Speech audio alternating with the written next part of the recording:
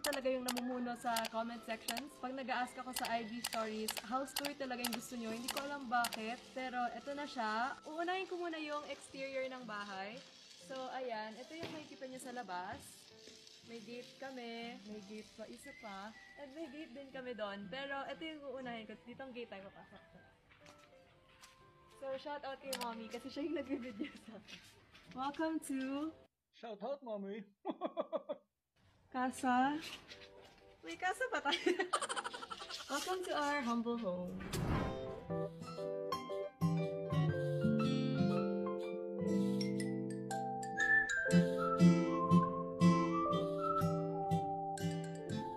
So ayan, pagkapasok nyo, ito agad yung makikita nyo.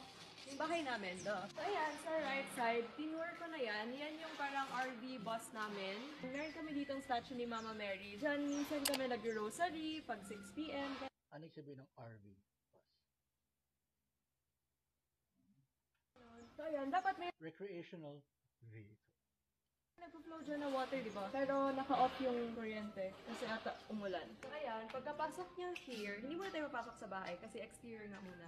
So sa right side, nakikita niyo yung pool area. So dyan Pool area. Meron bang push area? kami nagsiswim. Tapos may pa waterfalls din dyan, pero hindi naka-on. Ayan, nakikita Waterfalls. Meron bang water truth? yung mga square. May lumalabas din dyan na tubig. Tapos, ayan, may TV dapat dyan, pero I don't know kung nasa na yung TV. Saan na? Sino kumuha? So here naman, may sauna area kami. So, pwedeng after gym, nag-sauna kami para mapawisan. So, less kilograms. Sauna all.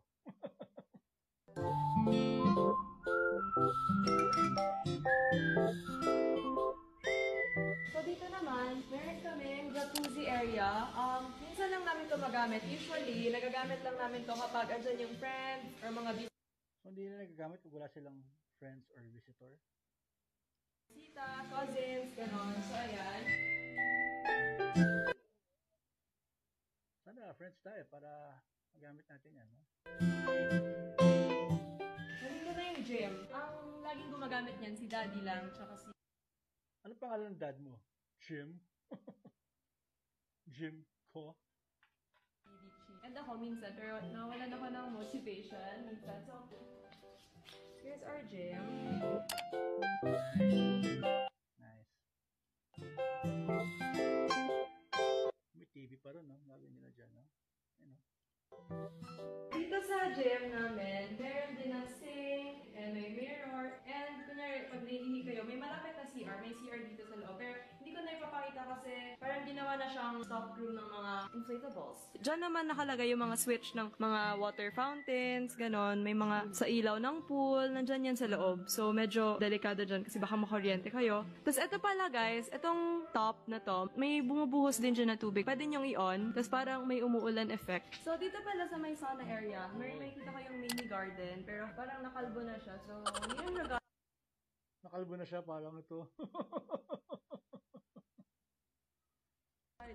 dahil sa super init, ayan, medyo nawala na yung mga leaves. Dito, meron din kaming upuan para sa mga guests. Meron din kaming bar area. Hindi naman namin ito laging nagagamit kasi pag umiinom kami ng relatives, dyan talaga kami sa loob. Pero ayan, may ginawa lang na bar area para if ever may pool party, pwede dito sa labas. Dito naman, sa left So, side, all. nakikita nyo, may foyer.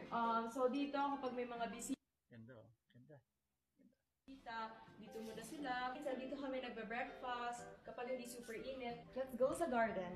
Yung hallway papuntang garden, para na siyang nagsasabi na, let's go to the woods. Kasi puro siya greens na dito, yung hallway. So, ayan. So, ito kasi guys, na part is office ni Daddy. So, kung may bisita si Daddy, dyan muna sila sa second foyer. So, ito na yung sinasabi kong second gate namin, or third gate. Ito kami Daming gate, no? usually pumapasok kasi dito yung cars. Pumapasok dito yung garage namin. So, here's our garage. And, Laki ng lote nyo. I believe ako sa 1,000 siguro. ayan, may nagpadala ng tubig. Thank you. Toyota family. So, ayan. Ito naman yung garden namin. Malaki na yung garden namin kasi before, sa old house namin, wala kaming garden. Eh, yun yung gusto ng parents ko. Like, malaking garden talaga kasi for parties, for... Like, maganda kapag may malaking garden kasi may use mo talaga siya kapag may event. May nakita kayong trampoline kasi nagpabili niyan si Heart para daw tumalon-talon siya. Yung sa likod ng trampoline, ano yan, gazebo. So, every time may event kami dito, kunyari birthday ko, ano kami dito ng mga tables, chairs, yung parang garden party, ganon. So, ayan, itong part na to, may mga plants lang din. So, nandiyan yung mga bike ng mga kuya namin dito sa bahay. If napanood niyo yung, camping vlog, alam niyo tong area na to. So, dyan na part yung dirty kitchen, tsaka dyan din yung room nila ate, nila kuya, dyan paakyat. Hindi ko na i-video kasi baka nandun sila. So, dito sa may parking area, may makikita kayong mga black gate. So, yan, bodega yan. May mga stock room yan ng mga kung anek-anek. Ayan, hanggang doon. Anek. Yan, bodega yan lahat. So, ayan, nagpapagawa si daddy ng bodega para sa mga gamit na hindi nakasya dun sa stock. Wow. Para lang sa mga gamit. Wow. Room dun sa black na gate na pinakita ko. So, ayan, nasa medyo loob na tayo ng bahay. Hindi pa tayo nasa loob-loob. So, here is, dito nagpa-plancha sila ate. Ayan, may carpet lang dyan. Ang daming stuff. So, hindi ko na ipapakita. Basta dito yung plancha area. Here, next door is CR. Dito naliligo sila ate Joanne. May sarili silang CR dyan. Bango. Tapos, next door naman is pantry. Dito nakatago yung mga kailangan namin for baking. Andito rin yung mga plates for parties. Tapos, Pantry, saan yung pan 4 and pan 5?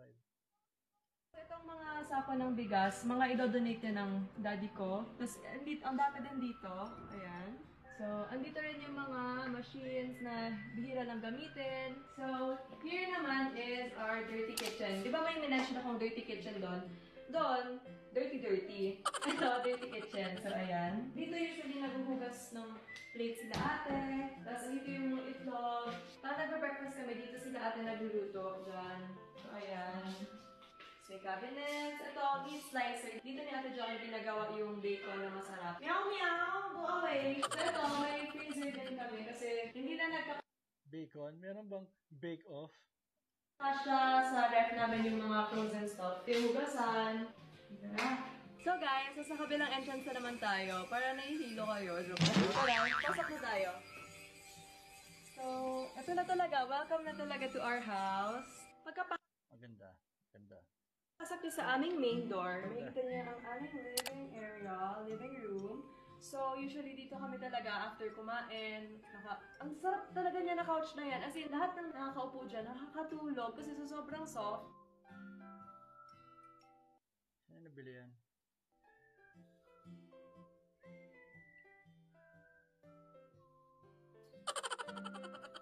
So, itong sofa set namin is This is Tyler. Tyler, with Grammarly's help, is writing an email to his boss, Anita. Tyler sits just 15. Okay siya. from Italy pa. And ito palang buong bahay, hindi ko na-mention sa inyo, in-interior design to ng kapatid ko. Trivia, no? Or question. Italy. Bakit hinihila ang tali? Ba't hinihila? Sige, subukan mo itulak.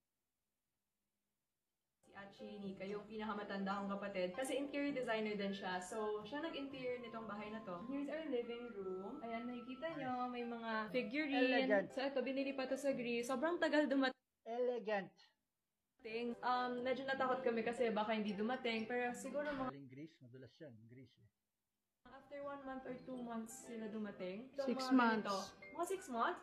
Ayun, so 6 months pa pala before dumating. So, nakakakaba kasi medyo pricey yung mga ganito. So, lahat ng nakikita nyo ganito sa bahay, from Greece yun. Ito, may pa-accent lang na fake flowers. And ayan, sobrang hilig kasi namin magpagawa ng mga photo albums, photo books. So, ayan, mahilig kami yan. Ever since bata pa kami. Si mommy kasi sobrang hilig niya Oo, Ateneo sila. Ateneo. Basaw. Green. mag-collect ng photos, ilalagay sa album, tapos may mga scrapbooks pa nga yan dati. So ngayon, syempre, level up na may mga printing na. So nagpapaprint na lang kami ng mga photos para gawin nilang album. So, ito, makikita niyo sa center is art piece kay Dichito, sa kapatid ko. Pero nilagay niya dyan kasi wala pa siyang paglalagyan. Binili niya to kay Tita Ann. So, Tita Ann, if you're watching, hi. So, ito is an art piece by Ronald Castrillo. I'm not sure if tama yung pagkasabi ko. Basta, he's a famous Filipino artist and sobrang ganda ng mga art pieces niyo. Aside from sofa set, meron din kaming chairs dito. So, if marami kayo, pwede kayo lahat dito. Ito pala, Oo, marami kami. Ilan ba pwedeng imbitahin dyan, ha? ang sofa namin is customized siya kasi gusto ng kapatid ko, super laki yung sofa set. Eh, wala namang ganyan kalaki. So, nagpa-customize. So, ayan. Sa akin nagpa-customize. I like it. Sa taas, may kita niyo yung chandelier. Pina-customize ni Achi. Siya yung nag-design na parang droplet. Parang siyang ulan. Ayan, may picture frame si Mommy and si Daddy. Saan yan? Parang Korea. Sa Seoul. Tapos may pa-clock. So, Na ganon. Gumagana ba yan? And may pa-air freshener. Eto guys, grabe na. Lahat kami nagugulat dito pag nakaupo kami dito kasi biglang may mag-pshh. Parang akala mo, inututan ka ng someone. Pagpunta niyo dito, may makikita kayong piano. And itong piano na to, ilang years ito sa atin? Tagal na. Sa old bahay pa namin to eh. Pero, ayan, very strong pa siya. And nagpa-piano sa amin is si Mommy, si Heart. Yamaha. Ako, isa lang na piece yung naaalala ko talaga, like yung 1,000 Miles. Yun lang yung lagi kong pinitray. So, ayan, meron din kami dyan na parang pa-flower effect. Actually, parang bar cart siya, no? Sayang. Gamitin Yeah, natin. ganda. So, ayan, here may chairs ulit, tapos may pa-chess. Kasi, pag andito yung cousins ko, nag-chess sila. And here, Ganda ng theme ng house, no? Ganda. makikita nyo may mirror. May mga figurines ng ni Jesus. Ng apostles. Pang Christmas yan. Pang Christmas. Mga and hindi ko sila, mga saints, siguro sila.